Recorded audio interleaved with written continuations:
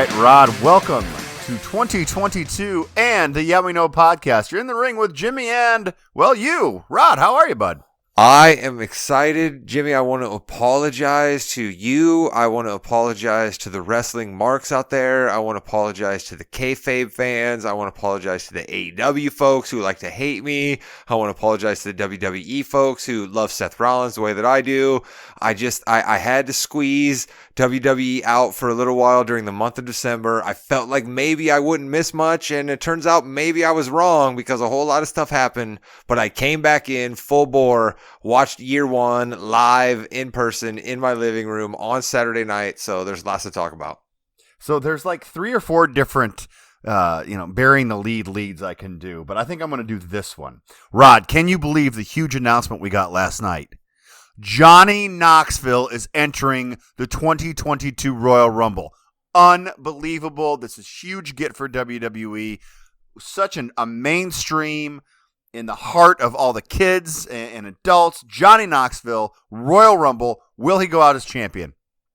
Listen, in the year of our Lord 2013, Jimmy, there is nothing better than the WWE can do than have Johnny Knoxville be in the Royal Rumble. So, I mean, a huge get for the company, clearly. And, I mean, I was a bit shocked to hear that. I mean, you know, there's a lot of different ways that we could go in the Royal Rumble, and perhaps we'll get to some of our early predictions as to the way that will end at the end of this month in this episode. But we have so much to get to anyway, who knows? But, yeah, that's definitely the most earth-shaking news that came out of year one is that Johnny Knoxville is in the Rumble. Yeah. I think this really does, and I hate to start on a negative note, but this is the epitome of what's wrong with WWE. They're bringing a guy who, yes, I understand. There's a new movie coming out. Great. I was going to say, we clearly are smart enough to understand that they got paid a sizable amount of money. We're clearly smart enough to understand No question. That. But what you and I are saying is that necessarily shouldn't trump what you're about to speak about now. It's just that, you need to be in the culture right now, and Johnny Knoxville is not in the culture, okay? People don't think of Johnny Knoxville. They will when the movie comes out, but that's it. And it's not a big deal. And it's a spot in the Royal Rumble where other people have to, wrestle and get into the Rumble. I know it's all fake. Calm down. But I don't like it because it's just going to be something. Johnny Knoxville is going to come in. Brock Lesnar is going to be the only one in there, and he's going to kill Johnny Knoxville. That's what's going to happen in the Rumble. What if a Shanky cannot get in the Royal Rumble because of Johnny Knoxville taking up a spot in the Rumble, Jim? What would we do? I probably wouldn't care that much. I don't know. What about a Veer then? I'm sorry. If not Shanky, what about a Veer? What if Veer couldn't get in? He's coming. I don't know when, but he's coming. They're all coming. You can tell me that many times, and I don't know how many more times I'd believe you. I believe he was on Main Event, by the way. So there you go. So another couple of things before we get to day one, which, by the way, Rod, they're not called pay-per-views anymore. They are Premier Live Events on Peacock now. Premier Live Events. So let's get that in the WWE. Do you think? There. Actually, I was going to bring this up at a random time, but I'll bring this up now. Do you think that that's an excuse for the WWE to play way more commercials? I mean, oh my goodness, what are the WWE fans like you who are used to the old days where you buy a pay-per-view and you're subject to maybe 1 or 2 main title commercials, but not the just drone of ads that were full in year one? Yeah. So Peacock. There's two different tiers. There's the tier that you pay $4.99 for and you get commercials, and there's $9.99 you don't get commercials. Well, that $9.99 tier you just get random video packages for WWE Superstars. So you're still getting a lot of time in between. Fortunately for me, I was kind of running around a lot last night, so I was not subject to sitting down saying, "Why is this commercial taking so long?" Yeah, it's definitely a change because you really. Yeah, I've always, watching pay-per-views, you always think, oh, that's where a commercial break would be. Well, now they actually might do that, and that would just kill a match. Hopefully they're not going to do that in between. Well, I'll tell you what else it does. I'm sitting down here in the Morganino Studios, down in the basement layer, right, where I have my TVs, I have my microphones, I have all of my setup to do my great podcasting work that I do here on the network. And I'm watching the year one pay-per-view with the Mrs. Morganino, and I've got the volume turned down a little bit. We're listening to music. We're chatting, right? We're doing our Sunday night thing as man and wife. when it's a good time, right? But all of the ad breaks, literally just she couldn't put up with it anymore, and she made me turn it off before we even got to the main event. And I just feel that if there was 20 minutes less of ad breaks, I might have been able to get through the entire pay-per-view before she'd made me turn it off. And that's a shame because I think you just missed the last 8 minutes of the pay-per-view. That's true. You're absolutely right. I caught it the next day, of course, close. on the re-show. But yeah, I was so close, and the ads just killed me. It's something that we have to get used to. Again, it's not going to stop. And honestly, WrestleMania was 4.5 hours when it was one show. It's going to be 4 hours each day, and it's going to be 45 minutes of ads again. So we just got to get used to it, unfortunately. Because it's the one thing propping up the Peacock Network. That's the other thing you and I got to be smart enough to point out here to the folks, right? The one reason why Peacock exists and why they're thinking that they gain new subscribers and why anyone would pay to put ads on their app is because of the WWE. So, yeah, I don't know really what the main draw to the Peacock is. They've got Harry Potter, and that's key because we're on Peacock all the time because Harry Potter. I don't think I've actually seen one of those movies all the way through, but I've seen the beginning and middle of like all of them a lot. Sure. But yeah, other than that Dan Brown Lost Symbol and WWE Network, that's what Peacock is for right now. Shout out Girls 5 Eva though, which is a pretty hilarious half-hour sitcom on Peacock. Okay. If people want to go a little deeper on the Peacock streaming app. Okay, so bringing in the wrestling fans, and you can kind of get them to other shows, and that's honestly why Peacock made the deal with them. Let's go to some before we get into the Premier Live Event. Let's talk about one of the things I love. Kevin Owens, yes, he re-signed with WWE. Kevin Owens is here to stay. Thank goodness I can continue watching wrestling. Rod, I'm very happy. I honestly want you to don't be the sarcastic like Jimmy who doesn't let anybody into his heart here. Give me the real answer. How worried were you about this being an absolute possibility, and how excited were you when you heard the news? So, all kidding aside, whatever he wants to do, he can do is fine, right? I like the Kevin Owens character a lot. Now, Kevin Steen was a great character in Ring of Honor and before that as well. I just like what he does in WWE, and I just kind of, honestly, I wanted someone to still root for. They've lost a lot of people recently. Yeah. Undisputed Era is wrestling on AEW right now. Johnny Gargano is gonna leave. Tony Storm just said, you know what, I'm good. She took her shirt off. She threw her pads. Oh wait, that's Antonio Brown. She quit. And a lot of people that Ember Moon's gone, Keith Lee's gone, all these people are gone. That it's like, I really like these people. I'm really happy that Kevin Owens is staying, and obviously it was great for him and his family, and I think that's amazing, and I hope that they allow him to continue to be the MVP that he is, because he really, if you look at him, he goes 100% in all of his matches. He does the best he can. Even in an 8-minute match, he had a lot of great spots. I'd say he took the most suplexes as far as Suplex City goes in that main event, but we'll get there. You missed Eric Bischoff being back and better than ever, randomly for the wedding segment. But then, of course, the Brood blood came down and hit Miz, Maurice, and Bischoff. But I thought that was kind of fun that Bischoff was back for a hot minute. He had been on AEW a lot, not a lot, a few times recently. So that was interesting to see him come back.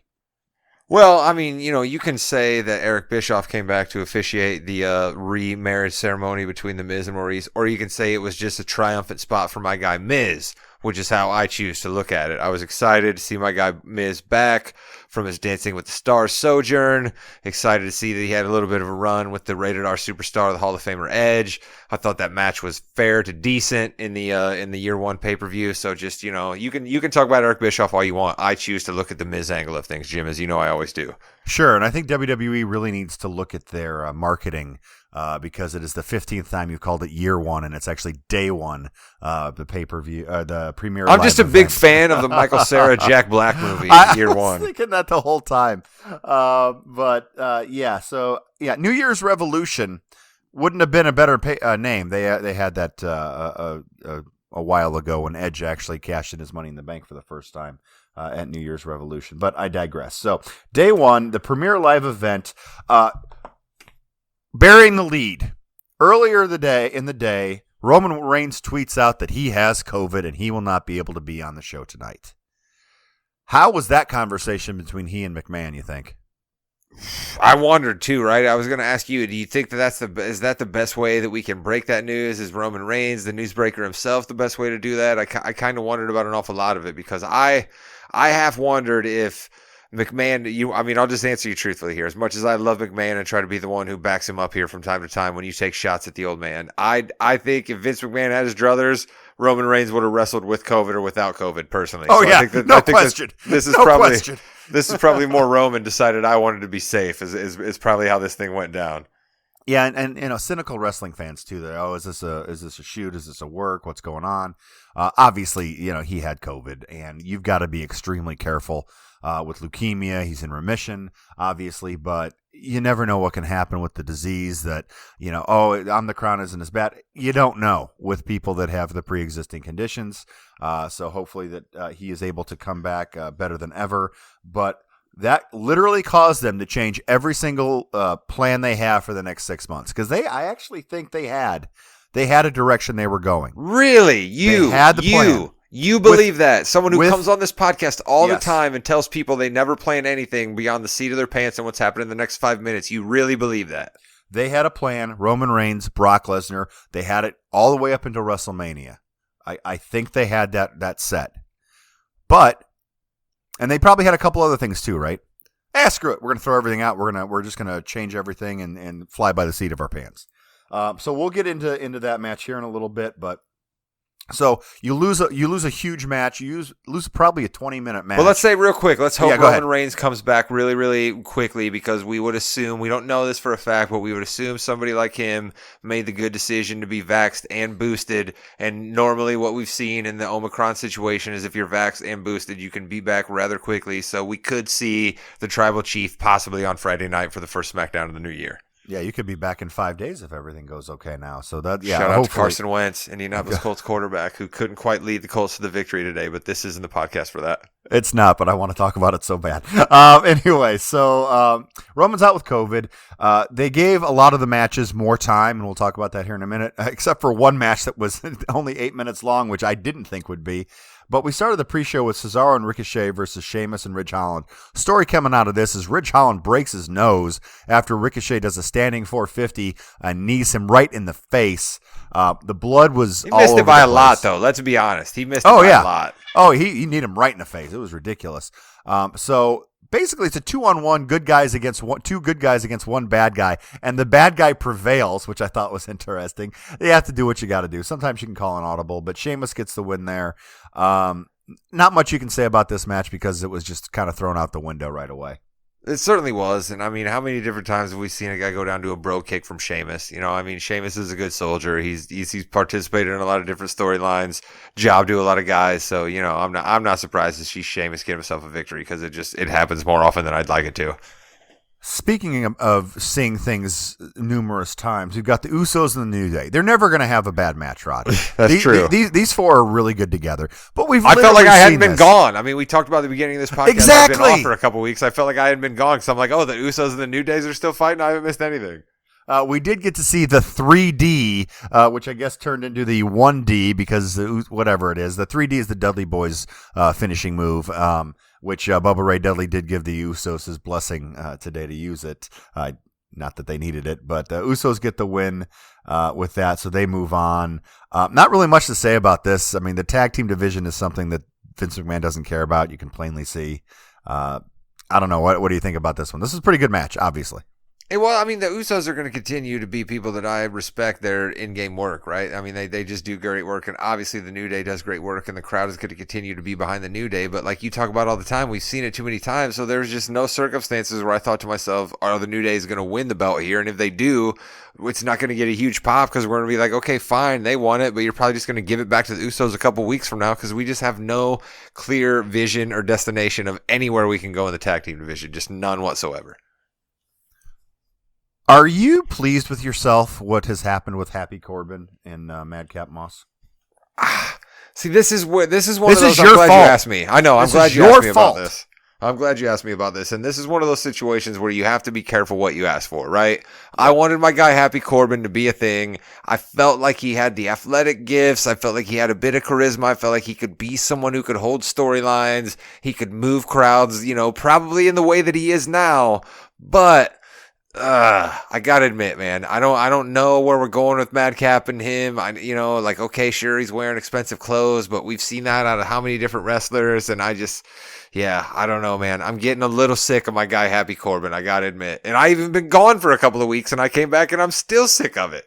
See, they actually had the storyline in NXT with Cameron Grimes. Cameron Grimes came into a lot of money, $1 million championship, $1 million man comes back. They could have done all of that. They had the writing there. They could have done all of that just in the main roster with Baron Corbin. It would have been a lot more interesting. Would have been something that, bring the nostalgia back with $1 million man. But no, they just decide to have them laugh a lot.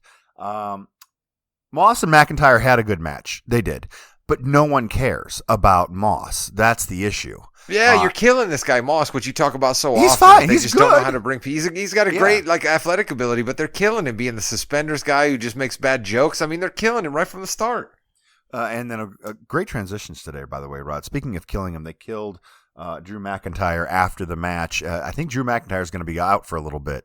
I think he's got some neck injuries, so he may not be around, and that's huge if you're not going to have Drew McIntyre, because who's going to go after Roman Reigns now on SmackDown?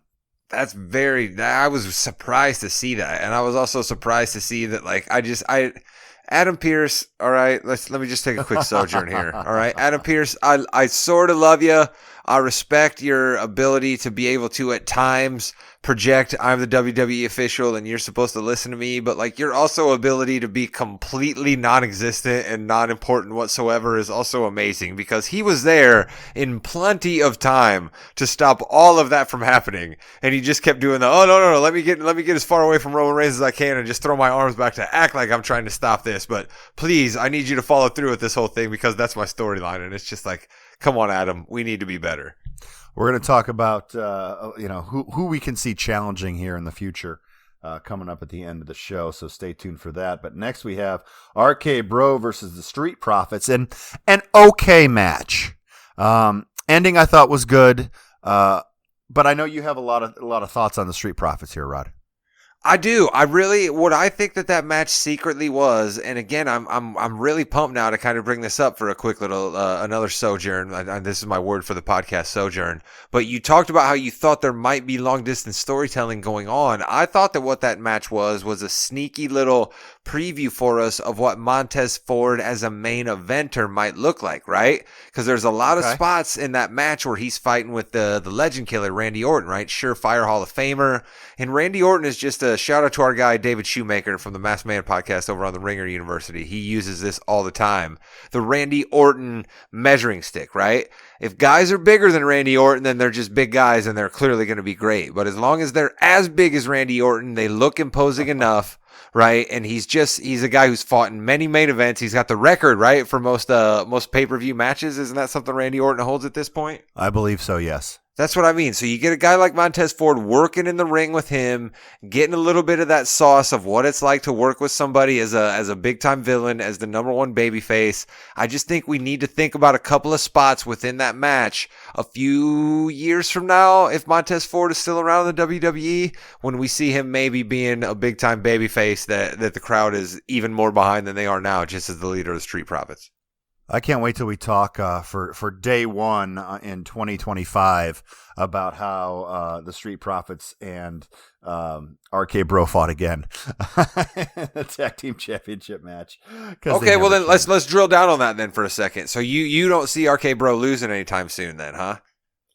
Oh, I think they might be broken up relatively soon. Yeah, I think that's a Mania match one way or another. That's the way Vince thinks it, and it honestly would be a pretty good one as well. So I think sooner rather than later they'll be broken up. They're not going to go all the way to August. Yeah, you can't have Orton as a babyface for too long, right? I mean, clearly he's going to break bad against Riddle, and we're going to try to pump Riddle up out of it, right? I mean, that would be the smart bounce you're going to get out of it, wouldn't it? Well, it would be the smart bounce, but I don't know if they're going to do that. I mean, yes, I think they're going to turn Orton heel, and yes, Riddle will be the babyface, but I don't know if it's going to help him. Yeah, that's true. I wonder. I do. As much as I love me some Riddle, I wonder, man. I do wonder, where that guy comes in, right? I think to myself, some of the biggest, baddest baby faces over the history of WWE, and I'm just like, how does Riddle fit in there? And it's hard for me to write that story. I mean, you just have Riddle win the Rumble and put the belt on Orton somehow, and he's got to say, "I choose Randy." There you go, boom. Or, but that means you're going to have much bigger stars who aren't going to win the Rumble, which then brings in other politics, and that's why I'm just saying the Rumble on January 29th is going to be interesting. We're going to get into that. I've made the executive producer / co-host decision that we're going to talk about that at the end of the podcast here. Okay. I've got both rosters brought up. We're going to discuss, who can actually win the Royal Rumble this year. All right. It's not as many people as we think. Someone who could win the Rumble, you never know. He already did. Edge and The Miz had a match. Listen, the match itself was fine. They totally botched Beth Phoenix coming in at the end. They showed her that was waist. not as cool as could have Her been music at should all. have played, and then you see her running down instead of her being at the top of the ramp, which she was supposed to, waiting for her cue. We just weren't supposed to see that. Yeah. So that was I thought ridiculous. that's probably how it was. Edge is gone for a decade, and he comes back and feuds with The Miz, dude. These are precious moments we have with Edge. Edge is in great shape, and you're just building up for a mixed tag with Maurice and The Miz and Beth and Edge. Probably at the Royal Rumble, I would think. I just don't see that that's a good use of his time. I really don't. And I know you love The Miz. I was gonna say I love that you just did that. We're so supposed to host a podcast together, but I think that's more what it is, right? That's just Edge being gracious, and some of the storyline that we use leading up to this match in day one. Thank you very much. I will be right this time. Nice. Where Edge was talking about, Miz, you did this from Tough Enough, and you got to main event WrestleMania and all the above, right? I think that so much of what Edge is doing here is giving a little bit of shine and a little bit of sheen and a little bit of resume building to The Miz, so that someday he might actually be able to be a Hall of Famer that people just don't laugh at. Ugh. But at the same time, I know that makes you groan, but at the same time, I agree with you that you're right. We only have so many matches left out of You Think You Know Me, the Rated R superstar Edge himself, and is him fighting The Miz the best of that? As much as I'm a cape for The Miz, I agree with you that it is not. Maybe have matches that we couldn't have seen 10 years ago with Edge. Have Edge in there with other people. Here's the other problem you have with Edge right now, though, in my opinion. He's coming off of just an absolute banging three-way series with Seth Rollins. You know what I mean? So that's just still pretty fresh in our minds. That was one for the annals of WWE Hall of Famery right there. Those three guys bashing it out the way that they did. So, anybody trying to follow that, the only way you can do it, you bring in awesome, and you get The Miz. That's really all you can do, Jim. Yeah, I mean, you couldn't have Edge face AJ Styles or anything like that because those matches would stink, and there would be no storyline there at all. That would stink. Oh, you're right. That would have been much better. That would be bad. Yeah. Anyway, so let's go back to the what is it? Premier Live Event now. Becky Lynch and Liv Morgan. Couple spots in here. Little sloppy. Catch me up on Liv. On Okay. Liv. She must have been getting a bunch of storytelling in my time gone, because she was just somebody who was not necessarily, I could see, fighting Becky Lynch for the title the last time I checked in. So the story is, when Becky left because she was pregnant, she talked to Liv, and this really did happen. She said, "Hey, Liv, I think you're going to be champion when I come back." Okay, so that is kind of like a real story type thing that happened. And they kind of brought that into the feud here. The problem is Liv has lost every match to Becky. There have been, and then this one they messed up because Becky was supposed to put her feet on the ropes at the very end to get a fluke pin. She couldn't reach the ropes. So that kind of messed everything up there. They have okay chemistry. They're getting better and better. I think Liv did one of the best sunset flip power bombs I've ever seen off that middle rope there. Yeah, that was cool.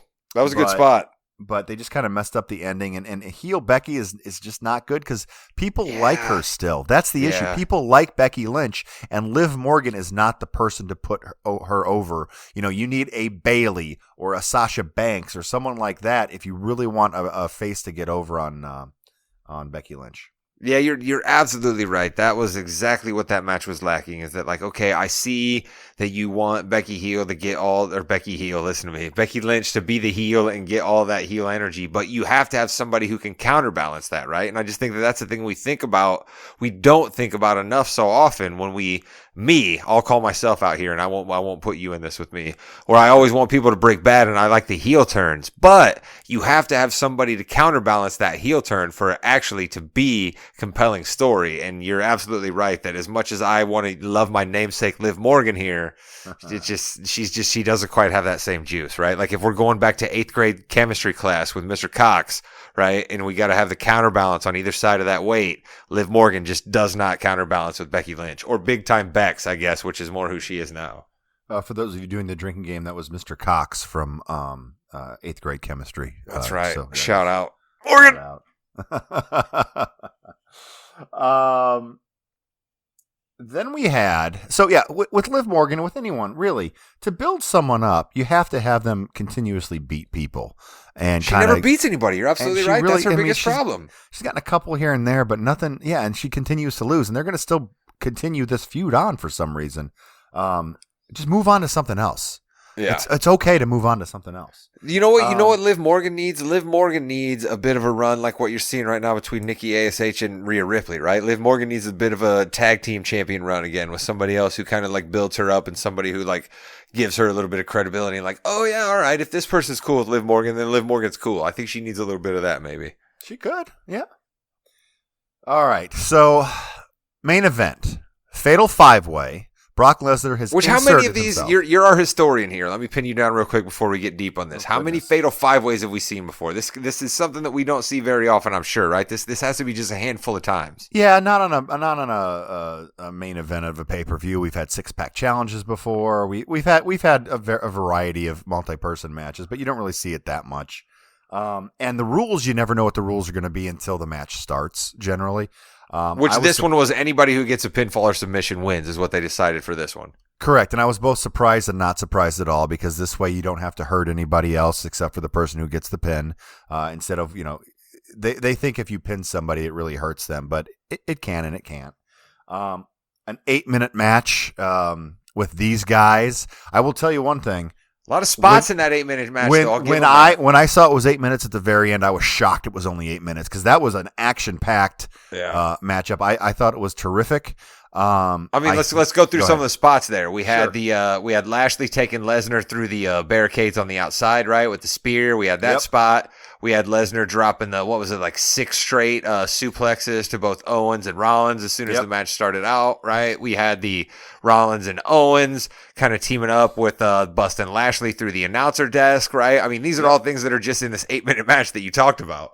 Yeah, I mean, again, very good, and they are in a clear direction.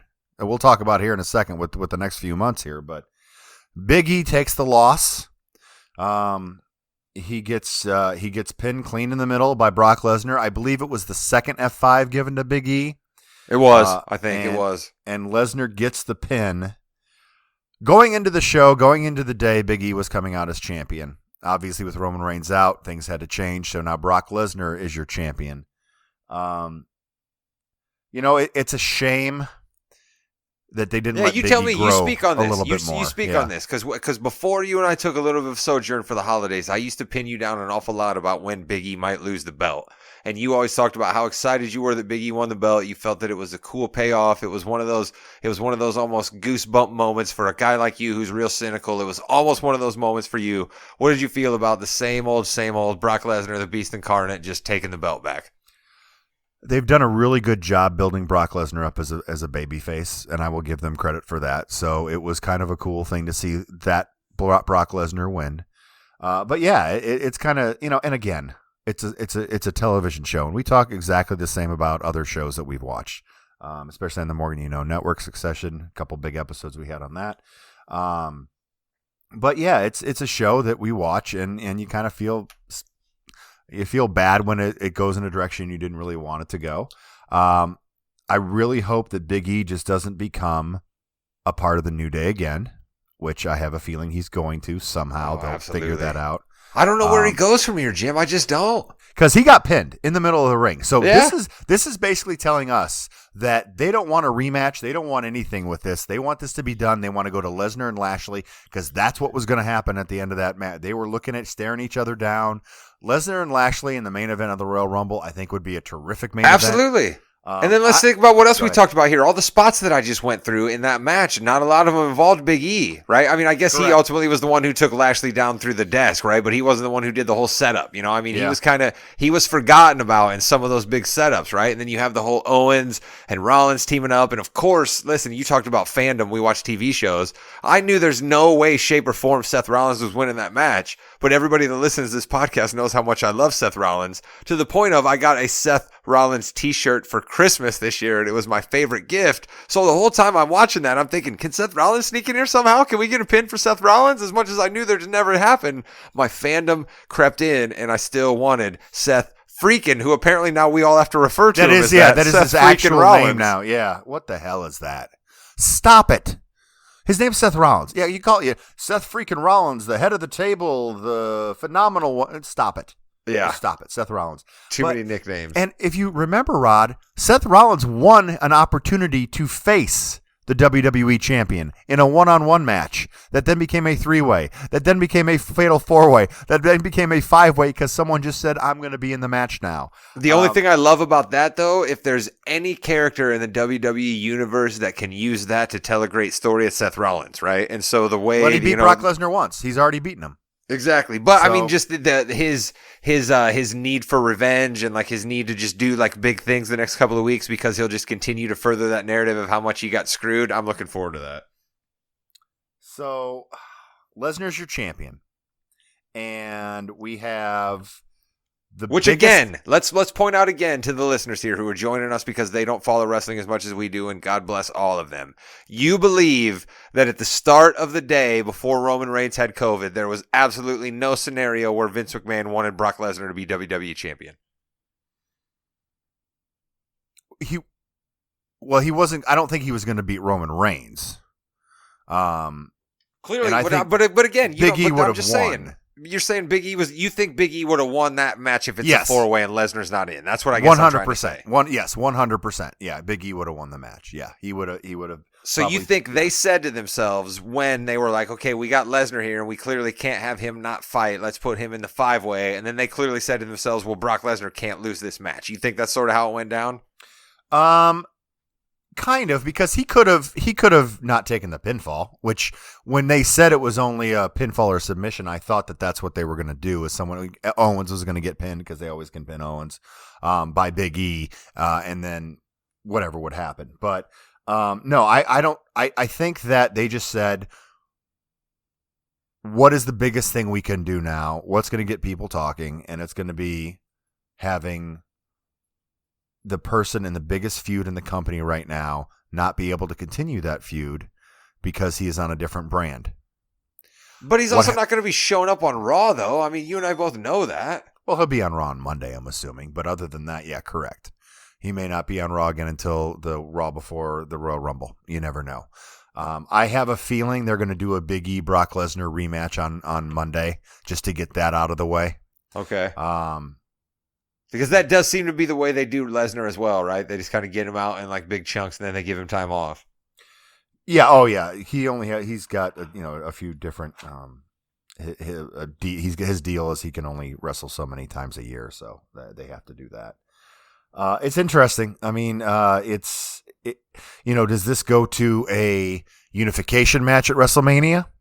I don't know. I've always wanted one. Do you world care champion. about that? So you do care about that? You think would be something you'd be in on? They need one world champion. This is ridiculous. It's been ridiculous Really? for years. Oh yeah. There are more storylines you can go. You can, but it's like, who is the actual champion? Because right now, with Big E and with Roman Reigns, well, Roman Reigns is the real champion. Yeah. Yeah. I see what you're saying though, but right now there could be an argument either way. So that could lead us to a unification storyline. I like where your head's at there, Jim. Is it just where, one person wins both of them, but it's not unified, so you can lose another one. Or you have to give up one, but then the one you give up is the secondary title. See, but we thought that we might be seeing something like this with the women's championship belt, and clearly we're not headed to that with them. So I wonder if they're just scared away from it completely, and it doesn't matter if it's men's or women's belt. Yeah, I mean, listen, and maybe you have a Charlotte Becky, unification match too, but That's a what long I way would to love go. to see, because listen, you said we wanted to get into this at the end of the podcast here, and we've been Talk about rolling it. for a little while because Yep. it's great to be back chopping wrestling up. But let's get to that part we teased at the end here. Where are we trying to go? Because let's explain again for some of the casuals, and I don't mean that to sound as mean as it does, but we are rolling in on what's supposed to be the biggest time for this sport year round, right, Jimmy? WrestleMania is the event. We are trying to set up the biggest superstars to be in the main event at WrestleMania. The next 2 to 3 months of storytelling is the most important, is it not? It is, and the Royal Rumble is kind of the kickoff for that. We have a men's winner who can challenge either of the champions, or depending on the year, it's either the champions or the champion on their brand, depending on what storyline they want to go with. For the World Championship at WrestleMania, same thing for the Women's Royal Rumble. There are 30 people in the ring. They're going to have a lot of trouble with 30 women now with all the people they've gotten rid of, but 30 in each match. We're going to be seeing the fabulous Moolah back to compete in the Rumble. That would be a storyline. Yes, that would be a storyline. So let's talk about the Rumble right now. It's tough because we don't know who the champion's going to be. We don't know what the championship outlook is going to be. Well, we know who one champion's going to be. Roman Reigns. It's going to be Roman Universal Reigns. Champion. No question. So do you have someone off the top of your head that you think could win the Royal Rumble? Do you want me to talk about? Let's talk about that. Who do you think could win the Royal Rumble right now? Let me go back to. Let me try to stay true to my podcast. T-Bar it is. Right? Okay, T-Bar. No. Yes, I talk about T-Bar all the time. I believe on a couple of different podcasts, I said something along the lines of the WWE is doing themselves a disservice if Riddle is not involved in one of the main events at WrestleMania. I believe I said that in the past. So, I think I got to stay with that, but they have not moved swiftly enough on other storylines so that now I still, sitting here in January of 2022, I understand how ridiculous that is. There's no way Riddle's winning the Royal Rumble. Okay, so does it come down to Riddle and Orton and a third person, and Orton throws Riddle out, and then Orton throws somebody out? How do we get to WrestleMania, though? That's the thing.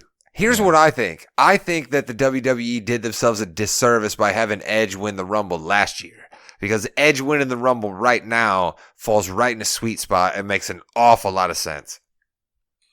Well, we need to get him out of the Miz storyline. That's what I mean, but that's how you draw him right out of it. Yeah. Yeah, he could. But you're right, though. He's not even going to be in the Rumble because he's going to fight in that mixed tag team match with Beth and with Miz and what's her name, Marianne?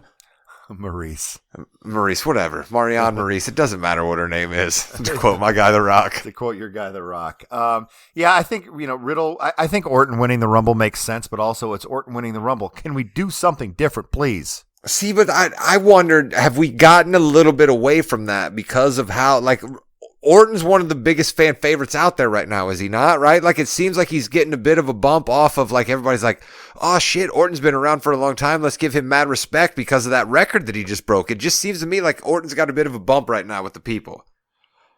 Yeah, let's get something different. I want something different. I really do. But who though, Jim? Who? Are we talking Ridge Holland? Are we talking Austin Reeves? Are we talking Ricochet? Who? Even an AJ Styles, who has not done anything. Love in the past, AJ Styles. Love AJ Styles. Because of the tag team stuff with Omos. Finn Balor, they've already kind of done him dirty again, so he's kind of out of it.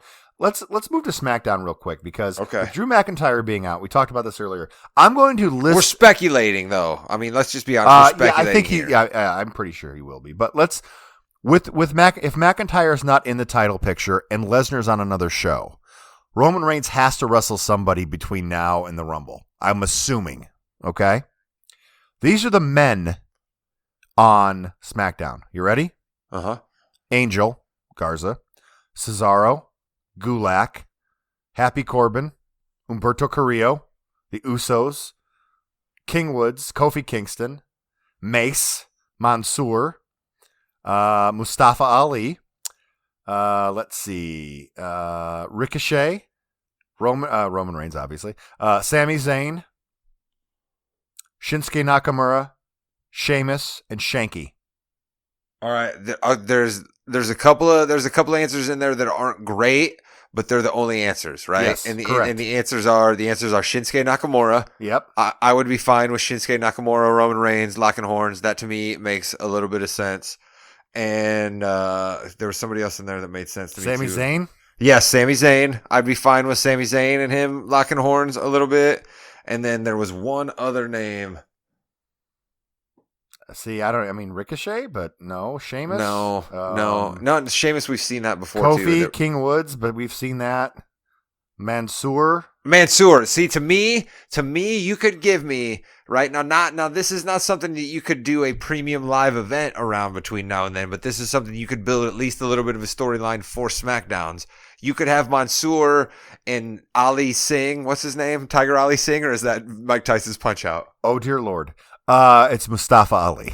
Mustafa Ali. There you go. You could have those two guys sort of fighting over one another, saying who deserves more of a shot at Roman Reigns, and then Roman Reigns like casually wrestling a match with those guys who are both pretty good workers, and then just absolutely beating them down. But that's something that I could at least see making sense and something that I would watch.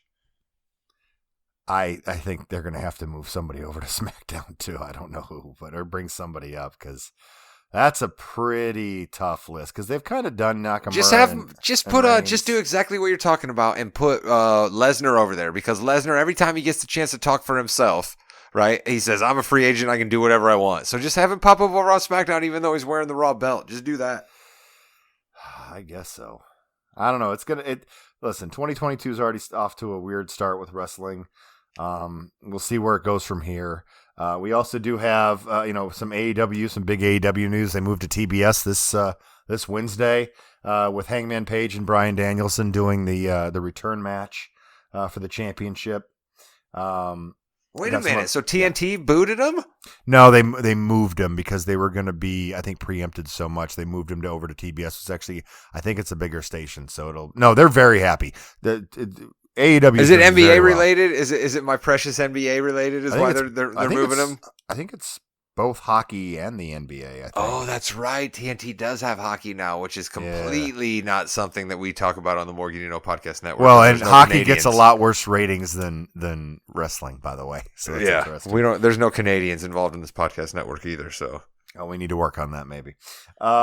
But anyway, so there's we'll get our guy the Destroyer back on the next time we talk more AEW coming up because we are running a little long here. The boss doesn't like us to go too long, but welcome back to the Yeah We Know podcast after the winter break. I'm glad you got some wrestling gear for Christmas, Rod, and anything you'd like to leave the listeners with. I would like to leave the listeners with keep your eyes on this very podcast feed that you get your lovely wrestling podcast, and we thank you for listening to. But we have a movie project cooking up between me, the Mrs. Morgan and one of our resident movie experts, Jake Williams, about a film that came out in 1991 that if I described it to you right now, you'd say to yourself, oh, this has to be one of the best movies that's ever happened. And it was completely a flop. And we are going to try to discuss why and try to reboot it for 2022 and make it a hit. So that's something you can look forward to in the next coming weeks here on the Morgan Podcast Network. All right. You've been listening to the Yeah We Know podcast. You're in the ring with Jimmy and Hot Rod. That's right. I am back. I'm sorry that I took a little time off, but you are now all better for me being back and talking about wrestling in your life. And I will not take an extended break anytime in the near future. Thank you. Go on about your business.